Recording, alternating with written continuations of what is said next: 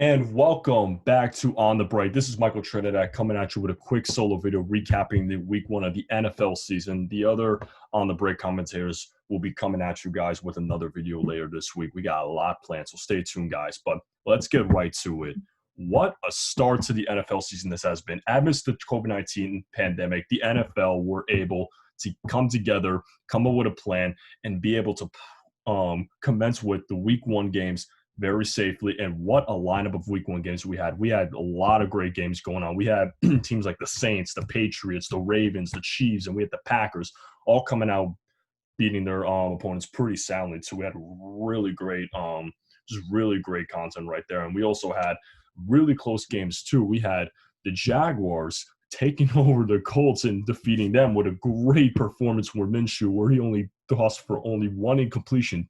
Score was 27-20. What a game that was. I was not expecting the Jaguars to come out with that win. And we also had, coming out of Ford Field, we had Chicago barely making out alive with the Lions, 27-23, due to a costly drop by rookie running back DeAndre Swift. Still very high on him, but very costly drop, especially when Stafford drove his team all the way down to the end of the field just for them to lose last second due to that drop. How unfortunate for that team.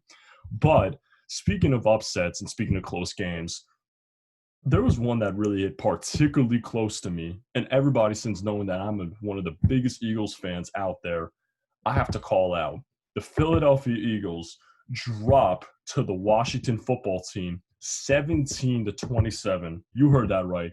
The Philadelphia Eagles lost to the team that was literally nameless at the start of the season.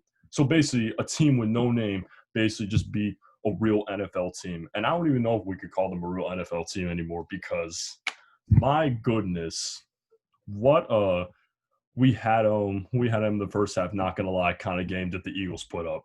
Eagles were up in the first half 17-0. You can't really say anything more. Dominant game. Carson Wentz balling out. Eagles offense taking over the Washington's defense, playing so sloppy. Defense was playing so sloppy.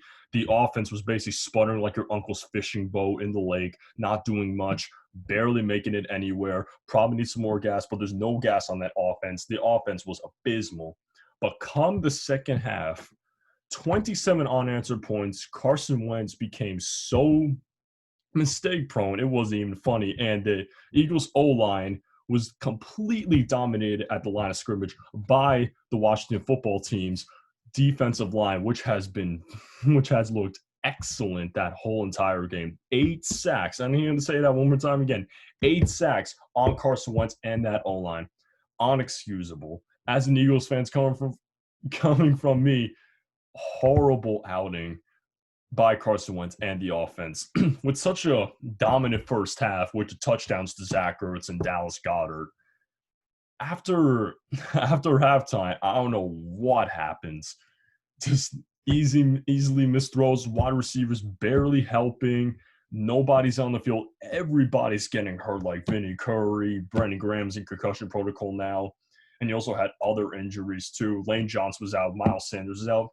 Of course, we can always say that the Eagles have been known to have the injury bug, and that is totally understandable. But when you have an elite quarterback as Carson Wentz getting paid the money he has been paid to lead his team to victory, you just don't give up a 17-0 lead up to a football team, first, that is nameless, and number two, that was projected to be one of the worst, if not the worst, football team in the National Football League this year.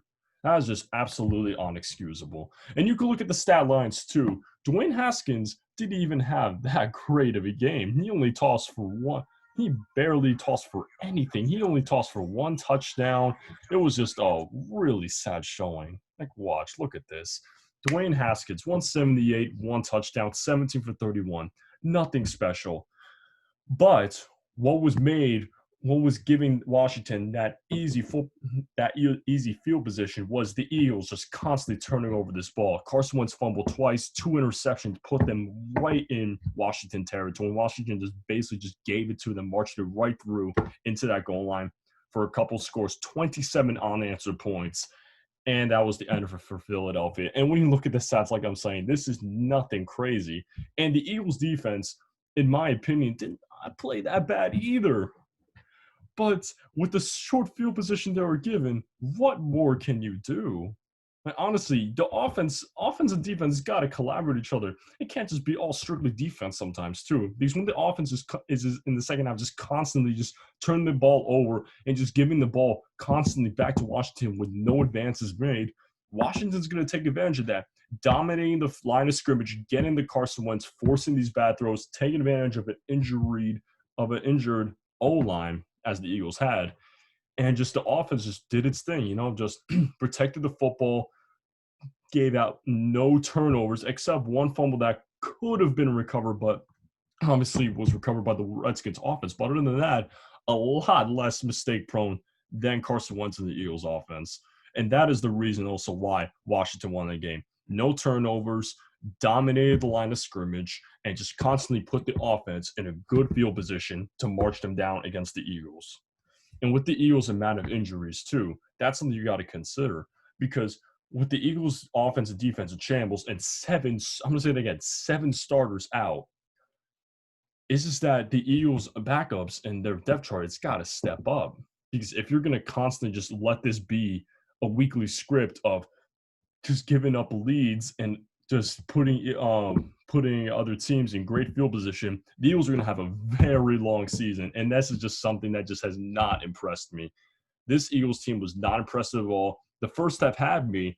I was really confident and very pleased with what I saw in the first half. But the second half, I just wish I've never seen again. I just literally want to take that rebound and just toss it out of my head.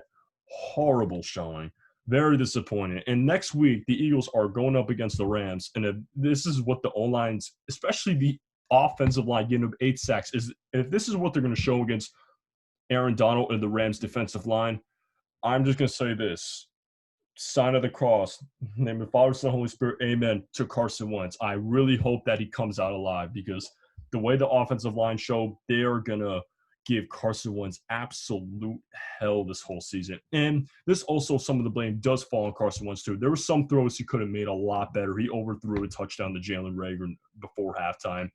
And also with his receivers not making too much of a play on the ball and allowing the cornerbacks to undercut the routes. But also, as a leader and as the quarterback you are expected to be, you cannot allow these mistakes just to continue throughout the season. This has to be a week they just look back on. Unfortunately, even though this shouldn't be a week they should have never looked back on. Look back on this week, just reconsider and just rethink of what you got to do now. Just keep your head up and just march into next week and just try to do your best against the Rams, especially with those injuries. But just the offense and the defense, especially the offense, needs to step up if the Eagles are going to have a good season. But from what I saw right now, the Eagles, my goodness, what an embarrassing showing, honestly. But looking at the rest of the NFCs, Cowboys, highly anticipated offense, as always, fall short of expectations. Lost to the Rams 17-20 on Sunday Night Football. Kind of saw it coming, but Cowboys fans will never admit that we them boys is just a joke. Dak Prescott's going to underperform. Biggest game manager I've ever seen. There's only so much Zeke Elliott can do. He did all he could, honestly. And just rest of the NFC East looks like a crapshoot at this point, especially with the Giants dropping to the Steelers, having a 10-9 lead against the Steelers, and just ending up just giving up the game to them, just letting Ben Roethlisberger and Juju Smith just bomb all over them. Giants are going to be as horrible as ever, as they have been for the past few seasons. Cowboys going to be mediocre, and Washington football team, I got to say, when credit's due, Washington football team, they had an impressive showing.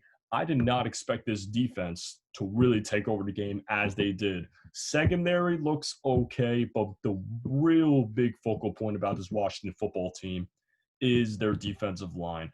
Montez Sweat, Ryan Kerrigan, Jonathan Allen, and Chase Young, they are going to terrorize the heck out of any offensive line that they encounter. And to any NFC or AFC opponent that is going to face the Washington football team this season, get ready. Game plan against the defense. This defensive line is not playing any games. And that is basically all I have about the Eagles and the Washington football team. I just really hope the Eagles can look back on this game, correct their mistakes, and just move on. But the Eagles are sometimes known to disappoint, and there's nothing I can really say about it. So that's about it. I can't really say anything else. But just slowly, just recapping some of the other Week 1 games. We also had like the Chiefs just dominating the Texans, but it was just basic football. Patrick Mahomes and that dynamic Chiefs offense just completely killing that horrible Texans defense. I've never seen a defense play that poorly in Week 1. And that Texans O-line, don't even get me started. I think it's worse than the Eagles O-line, but at this point, they're pretty much evenly matched. Nothing much about to say about the Ravens and Browns 38-6. Browns are just as miserable as other poor Browns fans. I don't know what's so big about Baker Mayfield. Literally tossed a pick on the first play of the drive. Has all these weapons around him. OBJ, Jarvis Landry, and Austin Hooper, and still can't make any significant impact on the Chiefs Browns offense. Pretty sad to say the least. And Lamar Jackson just basically just running all over them. Just taking advantage of this Browns defense that just still hasn't found its footing. Patriots and Dolphins, Cam Newton had a great showing. Very impressed with what I saw with Cam Newton. Dolphins, 11 points with all those free agent moves that they made. Not impressive. Not really looking great for them. Packers and Vikings, classic division rival matchup. Packers just engage in a shootout, 43-34. Great game to watch. Excellent. And Raiders and Panthers, Josh Jacobs, 3 rushing touchdowns. Josh Jacobs is going to be a top 10, even a top 5 running back in a few years. Just watch. Bills dominate the Jets, 27-17. Adam Gase, honestly, he kind of needs to get the heck out of New York, New Jersey. There's no way he's going to stay after this season if they continue to play like this. Seahawks dominate the Falcons. Falcons defense is still trying to rebuild. Burrow did an okay debut. Wasn't really so far sold on him. Chargers barely get out 16-13. Tom Brady's Buccaneers fall to the Saints. And like I said, Tom Brady at this point is a system QB. He's not going to make a great impact. With all the moves, Bucs are going to still be as average as ever. Cardinals beating the 49ers, though, 24-20. Kyler Murray and DeAndre Hopkins, what a connection. What great signings and what great preparation to have for this game. Shutting down any method of the 49ers attack. Great job by the Cardinals, and kudos to Bruce Arians for what he did. And that is basically it. So I wanted to thank you guys again for watching On the Break. As always, this is Michael signing out. And Makuj, and Joel, Joe Persh, Nico, Charles, and everybody else and I will see you on the next podcast and episode. So see you guys. Talk to you soon.